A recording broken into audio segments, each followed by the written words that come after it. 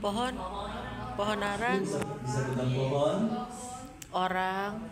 Oh, bisa pegang orang banyak ya, tangan akal nih. Oke, bisa pegang rumah, pintu, pegang jalan juga silakan. Pegang Yesus. Apa lagi? Tidak ada yang mau pegang Yesus. Mau. Oke, kita lanjut setelah kita bisa membayangkan apa yang kita bisa pegang. Kita sekarang bayangkan kira-kira dalam cerita tadi apa yang bisa kita kencang? Udara ya. Kencang. Tahu bisa makan lah. Itu buah ara. Kalau pohon itu sudah berbuah ya.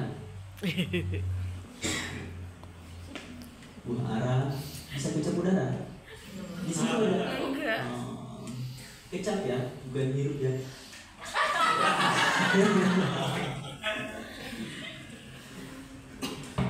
Oke, setelah kecap, apa yang bisa kita cium? Ingat? Keringat. Sekali lagi, kita lihat apa yang tertulis di dalam Alkitab. Jangan kita buat sampai menjadi ada sesuai dengan kalau tidak ada tertulis tentang keringat di situ, jangan dipaksakan. Sekali lagi jangan memperkosa ya, memperkosa kita. Tadi makanya kalau tidak ada rambut jangan dibuat ada rambut, gitu kan? Di teks Alkitab itu tidak bercerita tentang udara dan sebagainya. Oleh sebab itu seperti kalau mengecap, oh sepertinya buah ara itu bisa dikecap karena pada pohon ara di situ. Nah boleh di situ. Tapi kalau dalam Alkitab itu sekalipun Sakeus itu dia menjamu Yesus di rumahnya, lalu kita mulai berpikir, oh pasti Sakeus siapkan roti tidak beragi, ada anggur manis di sana. Lalu kita tambah-tambahkan di situ, padahal belum tentu. Nah itu sama saja kita sekali lagi membuat apa yang kita mau supaya Alkitab itu sesuai dengan kemauan kita. Hati-hati, jangan menafsir seperti itu. Lihat lebih dalam teks Alkitabnya. Apa yang bisa kita cium? Oke. Bau ketek dari orang banyak ya. Bau orang banyak. Jangan bau ketek. Bau orang banyak. Bau rumah orang kaya. Sakeus ya. Kan bau rumah orang kaya beda dong dengan orang miskin seperti saya. Bau apa lagi kira-kira? Mungkin Ya, bau pohon ara. bau matahari. Bau biji bunga matahari ya hamtaro tidur. Oke, kakek-kakek kalau sudah seperti itu, kita sudah menggunakan panca indera seperti ini. Di berikutnya kita melihat nama-nama tokoh di dalam teks Alkitab itu bercerita tentang tokoh-tokoh siapa saja yang berperan. Yesus, Sakeus, orang kaya, orang banyak ya. Orang banyak. Ada lagi? Hah? Orang apa tadi? Orang miskin. Orang kaya, orang kaya itu masuk dengan Sakeus ya. Orang berdosa. Orang berdosa itu merujuk kepada oh ya. Abraham. Ya. Anak Abraham. Oke. Jadi perumpamaan Sakeus juga ya. Iya.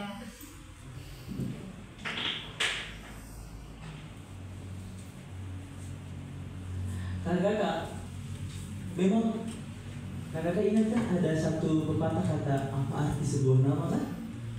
Tapi dalam penafsir teks Alkitab nama itu sangat penting dan memiliki arti yang begitu dalam. Dalam penafsir Alkitab itu bisa menjadi pesan dari nama-nama itu. Kita bisa lihat atau kita bisa merasakan apa yang Tuhan mau sampaikan bagi kita. Di dalam nama-nama tokoh Alkitab yang tadi kita bacakan itu ada Tuhan Yesus, ada Sakeus, ada juga orang banyak. Kalau Sakeus itu namanya sendiri berarti pure atau murni, suci.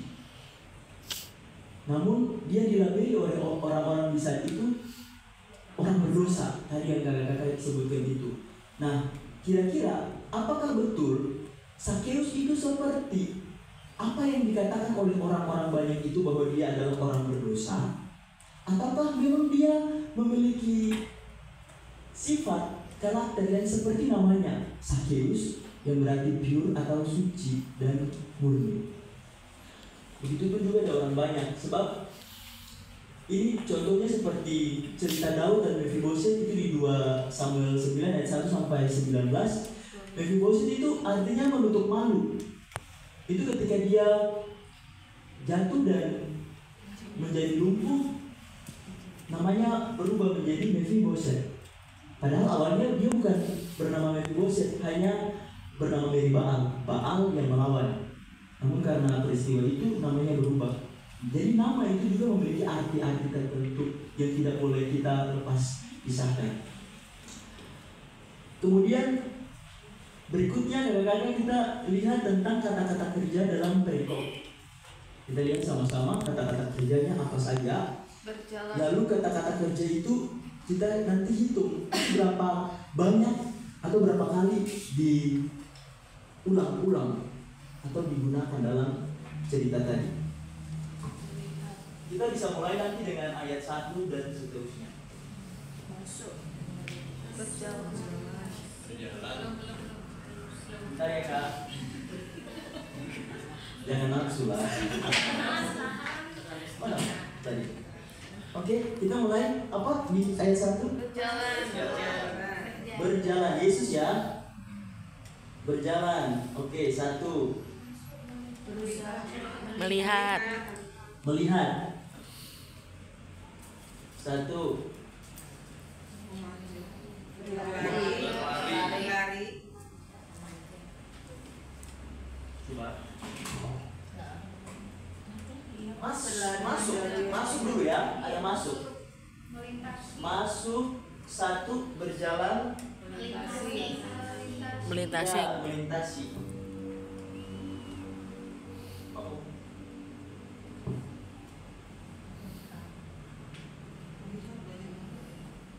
Melintasi, masuk, melintasi, kemudian apa lagi kakak? Melihat, berlari, lanjut, memanjat, lalu melihat lagi, oke, lanjut, melihat lagi 3, terus turun, 1, apa lagi? Menerima, menumpang, melihat lagi,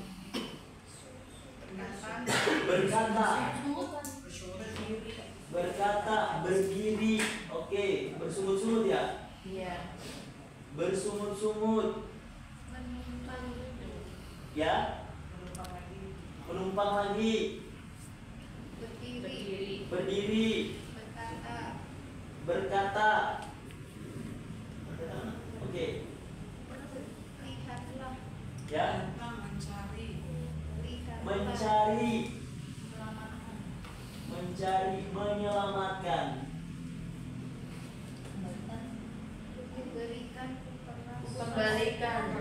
kembalikan aku pada ayah ibuku. Peras,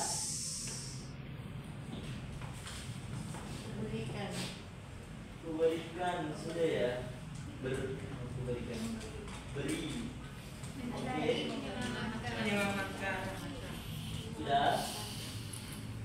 sudah ya.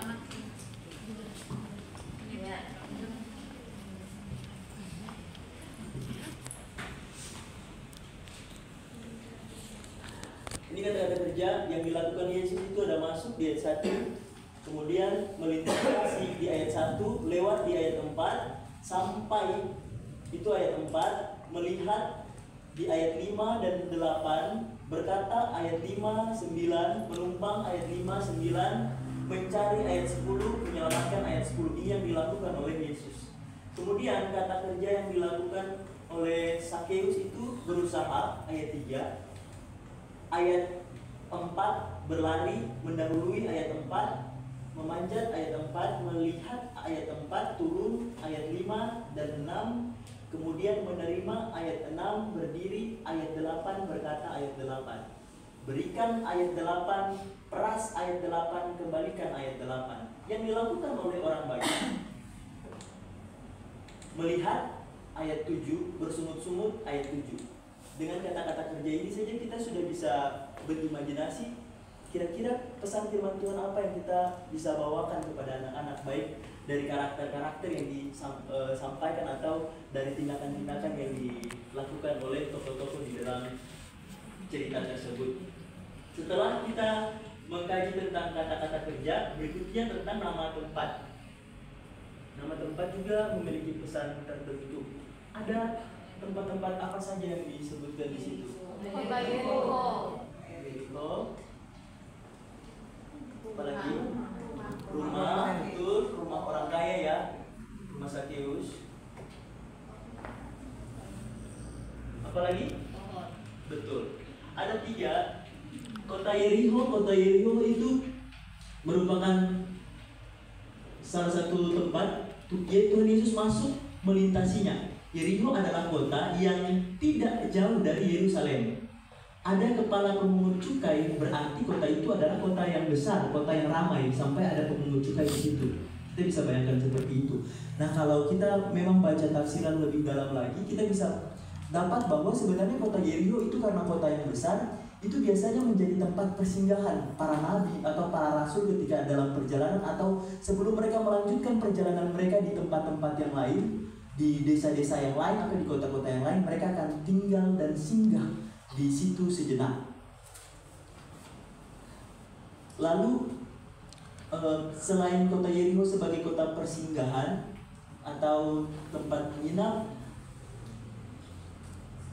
tempat yang lain juga pohon ara. Pohon ini cukup rindang untuk bisa dipanjat. Pohon ini pun juga cukup kokoh di daerah kota-kota Israel itu. Banyak perumpamaan juga tentang pohon ara yang tidak berbuah, yang tidak menghasilkan buah, itu yang Yesus pakai untuk metode pengajarannya yang bisa kita lihat.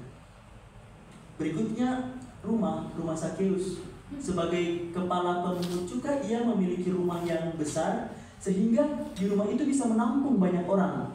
Banyak orang bisa masuk di dalam rumah itu sehingga pengajaran Yesus juga bisa dilakukan di dalam rumah itu. Terjadi percakapan antara Yesus, Sakeus, dan juga orang-orang baik di saat itu di dalam rumah itu. Itu berarti rumah yang cukup besar yang dimiliki oleh Sakeus. Setelah nama tempat, kita lihat keterangan waktu.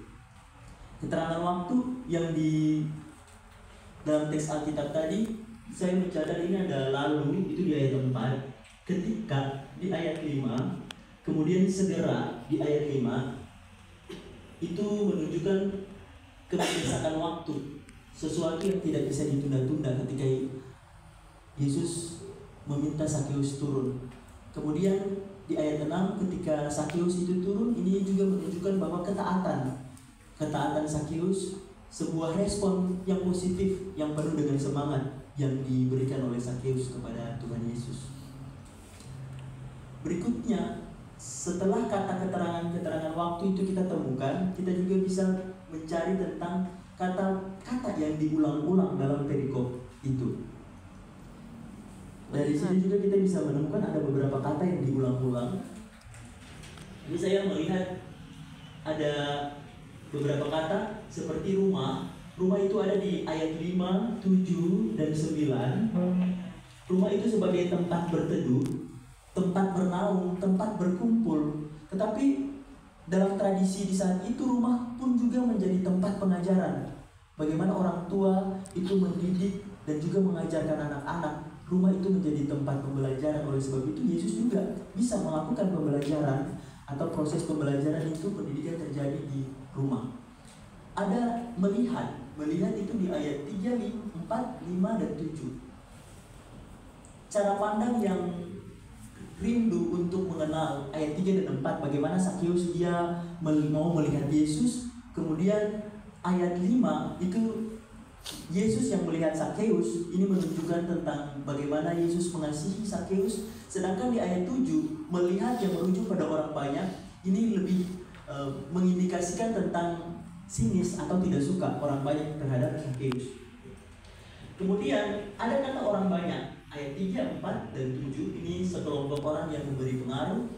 Lalu selanjutnya ada hari ini 5 dan 9. Ini sebuah kepastian penggenapan apa yang dikatakan atau yang dijanjikan. Berikutnya yang ketujuh itu kata-kata kecil dalam perikop. Kata-kata kecil dalam perikop Alkitab tadi bisa kita kaji juga. Di sini saya catat ada beberapa kata kecil yang digunakan di situ itu ada di ayat 2, ada di ayat 4. Ini merupakan penegasan keberadaan sesuatu. Kemudian untuk ada di ayat 3 dan 4, penegasan sebuah tujuan. Kemudian ke atas ayat 5, perhatian penuh dan sangat personal. Ini yang menunjukkan bahwa Yesus melihat Sakeus itu ke atas. Padahal bisa saja Yesus ketika mau meminta Sakeus turun, dia tidak perlu melihat Yesus ke atas, Sakeus itu ke atas. Dia bisa saja, Sakeus, turunlah. Tapi dia memandang ke atas sebagai bentuk bahwa dia penuh perhatian kepada Sakeus. Kemudian harus itu merujuk pada kemendesakan atau bahwa hal tersebut sangat penting. Kemudian setengah dari milikku ada di ayat 8, itu merupakan jumlah yang cukup banyak. Setengah.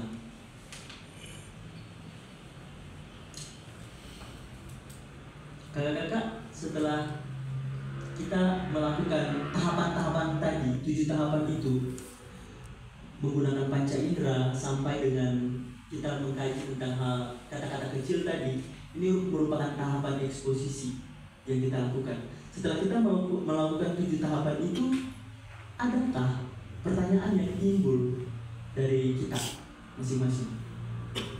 Mengapa ya seperti? Mohon sekali lagi pertanyaannya harus mengacu pada teks Alkitab.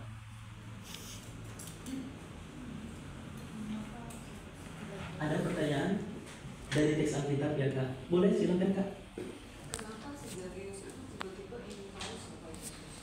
Kenapa Sakeus itu tiba-tiba ingin tahu Yesus itu seperti apa? Oke. Sampai dia berusaha berlari, dia punya orang banyak, tapi dia berusaha berlari sampai naik ke atas. Pasti ada sesuatu yang ada. Apa yang menyebabkan dia kok effortnya seperti itu? Oke, terima kasih Kak. Lain lagi? Itu kan banyak orang-orang. Kenapa Sakeus bisa jadi perhatian Tuhan Yesus? Apakah naik pohon itu hanya Sakeus kah? Apakah Sakeus saja yang naik pohon kah? Tidak ada orang-orang lain yang naik pohon kah? Boleh, silakan. Yang Kak Surya Kak, kan katanya pohon ara itu rindang. Yesus itu kan pendek. Kok Yesus bisa langsung melihat atau bisa lihat Sakeus gitu di atas pohon yang rindang? Dan terkait itu memang arah ke di situ bilang di ayat 1 Yesus masuk ke kota Yeriko dan berjalan terus melintas kota itu. Memang Tuhan Yesus merencanakan mau ketemu Sakeus dan mengarah ke situ, sengaja jalan ke situ, atau di situ kebetulan lihat Sakeusnya naik pohon itu. Itu pertanyaan saya dari dulu. Apakah sudah direncanakan? Bahkan Yesus bisa tahu, hai Sakeus turunlah, tanpa memperkenalkan diri seperti yang tadi kita lakukan itu. Apakah Yesus benar-benar Tuhan? Dia mengetahui siapapun kita. Kita akan menemukan jawabannya setelah berikut ini. Dan memang Yesus Tuhan.